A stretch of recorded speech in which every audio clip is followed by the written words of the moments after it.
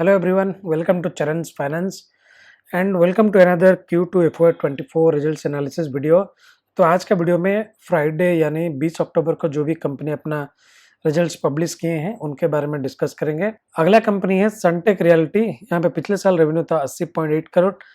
इस बार भारी गिरावट हुआ रेवेन्यू में आया है 24.9 करोड़, 69% का डिप हुआ है।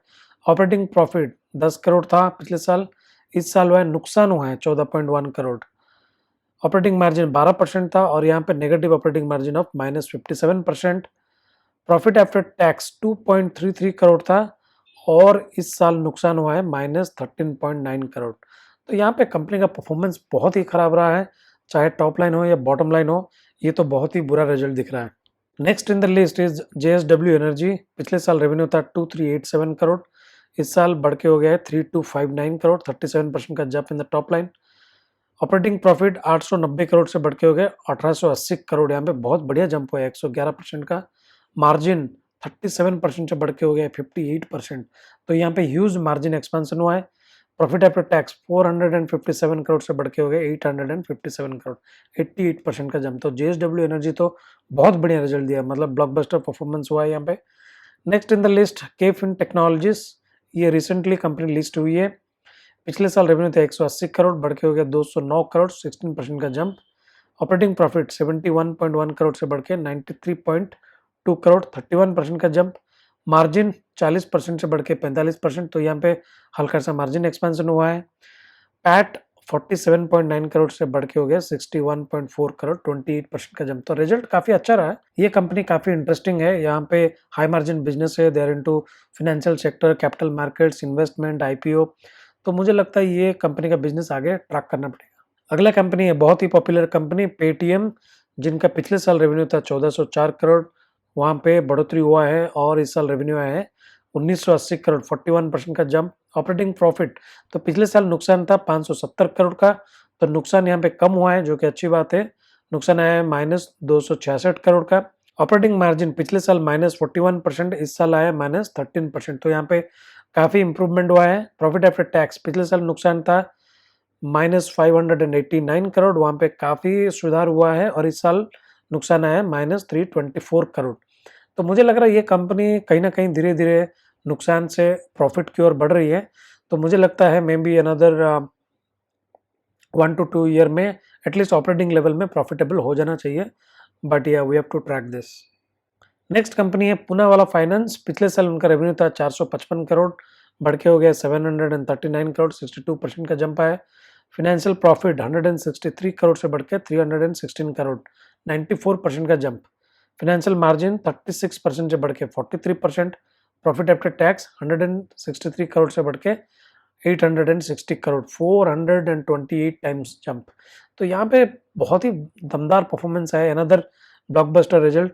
जब से मैग्मा फिनकॉर्प को पूनावाला ग्रुप एक्वायर किया है, तब से ये कंपनी का परफॉर्मेंस में काफ़ी सुधार आया है। तो मुझे लगता है ये जो आउटस्टैंडिंग परफॉर्मेंस है आगे भी जारी रहेगा। अगला कंपनी है लॉरस लैब, बहुत ही पॉपुलर कंपनी। पिछले साल इनका रेवेन्यू था 1498 करोड़, इस साल आया है 1158 करोड़, मतलब 23% का गिरावट हुआ है रेवेन्यू में। ऑपरेटिंग प्रॉफिट 426 करोड़ से घट के हो गया 181 करोड़, -58% का डिप। ऑपरेटिंग मार्जिन 28% था पिछले साल, वहां पे गिरावट हुआ है और इस साल आया है 16%, तो मार्जिन में भयानक गिरावट हुआ है। टॉप लाइन में 23% का गिरावट। प्रॉफिट आफ्टर टैक्स 227 करोड़ से घट के हो गया है 46.7 करोड़, -79% का डिप। तो ये तो बहुत ही गंदा रिजल्ट आया। ये कंपनी काफ़ी अच्छा परफॉर्मेंस कर रही थी during the Covid years, but अभी पिछले लगभग 1-1.5 साल से ये कंपनी का परफॉर्मेंस एकदम यू टर्न ले चुका है। टॉप लाइन्स गिर रहे हैं, मार्जिन्स गिर रहे हैं। तो यहाँ पे मुझे लग रहा है आगे जाके देखना पड़ेगा कंपनी कम बैक कर पा रही है या नहीं।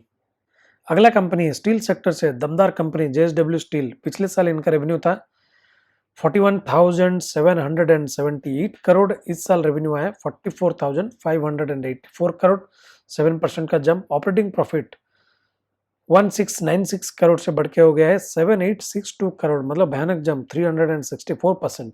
ऑपरेटिंग मार्जिन में खतरनाक एक्सपेंशन हुआ है, 4% से बढ़ के हो गया 18%।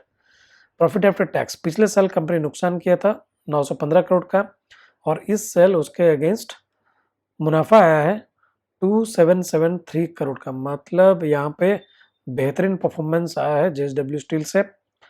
अगला company Atul limited, chemical sector की कंपनी है। पिछले साल रेवेन्यू था 1487 करोड़, वहाँ पे गिरावट हुआ है। इस साल रेवेन्यू आया है 1194 करोड़, 20% का dip.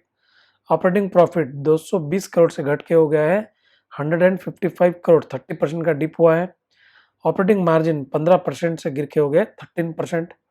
Profit after tax 148 crore से गिर के हो गया 91.2 करोड़, 38% का डिप। तो यहाँ पे केमिकल सेक्टर का जो कंपनी है, यहाँ पे परफॉर्मेंस बहुत ही बुरा आया है। तो ये केमिकल सेक्टर्स का इशू के चलते हो सकता है, डिमांड का इशू चल रहा है और शायद चाइना से भी सप्लाई आ रहा है। तो I think chemical sectors and जो कंपनियां हैं उनको ट्रैक करना पड़ेगा कि किस तरह का परफॉर्मेंस आ रहा है अगले कुछ क्वार्टर्स में। Next in the list is Kajaria ceramics.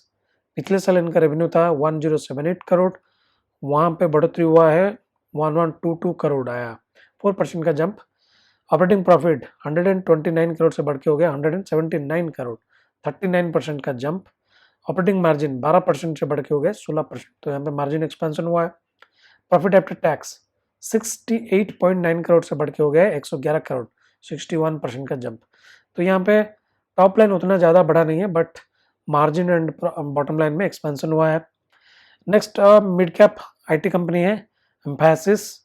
पिछले साल रेवेन्यू था 3520 करोड़, इस साल रेवेन्यू है 3276 करोड़, 7% का डिप आया है। ऑपरेटिंग प्रॉफिट 618 करोड़ से घट के हो गया 596 करोड़, 4% का डिप। ऑपरेटिंग मार्जिन 18% में stable. Profit after tax 418 crore आया था पिछले साल, इस साल आया है 392 करोड़, तो यहाँ पे भी 6% का डिप हुआ है। तो मैंने अभी तक जितने भी आईटी कंपनीज का रिजल्ट्स देखे हैं, वहाँ पे जो लार्ज कैप कंपनी है उनका स्लो डाउन आया है, बट फिर भी लो सिंगल डिजिट या हाई सिंगल डिजिट में बढ़ोतरी हुआ है, चाहे टॉप लाइन हो या बॉटम लाइन। बट ये इकलौता कंपनी है जहाँ पे टॉप लाइन बॉटम लाइन हर जगह गिरावट दिखा है। तो यहाँ पे देखना पड़ेगा आगे जाके आईटी सेक्टर का परफॉर्मेंस कैसा रहता है। तो दोस्तों ये था जो फ्राइडे के दिन जो भी कंपनी रिजल्ट्स अनाउंस की, उनमें से बहुत सारी इंपॉर्टेंट कंपनीज का रिजल्ट्स एनालिसिस। आई होप ये वीडियो आप लोगों को पसंद आया। Stay tunes for such Q2 FY24 results analysis in the coming weeks. So see you guys in the next video. Till then, enjoy and happy investing.